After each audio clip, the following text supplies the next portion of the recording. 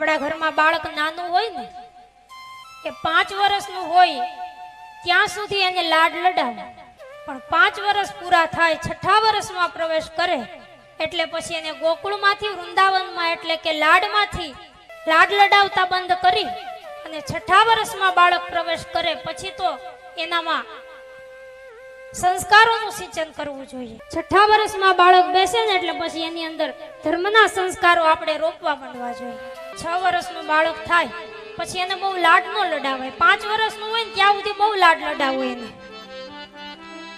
પણ 6 વર્ષનું થાય એટલે પછી એનામાં સંસ્કારો રેડવાની શરૂઆત કરો।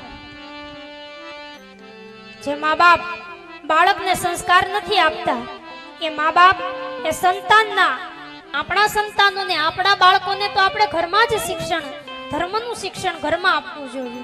અને ખાસ તો આ ફરજ એ માતાઓની છે, કારણ કે બાળકનો પહેલો ગુરુ એ માં છે અને બાળકને કેવું બનાવવું ને એ માના હાથમાં છે કે આપણા સંતાનને આપણે કેવું બનાવવું છે, એને દાનવીર બનાવવો છે, એને સુરવીર બનાવવો છે, ભગવાનનો ભક્ત બનાવવો છે, એ આપણા હાથમાં છે। અને આપણું સંતાન કાં તો દાનવીર હોવું જોઈએ, કાં તો સુરવીર હોવું જોઈએ, કાં તો ભગવાનનો ભક્ત હોવું જોઈએ। આવા દીકરાને જે જન્મ આપે ને એ જ માં એ દીકરા વાળી કહેવાય છે।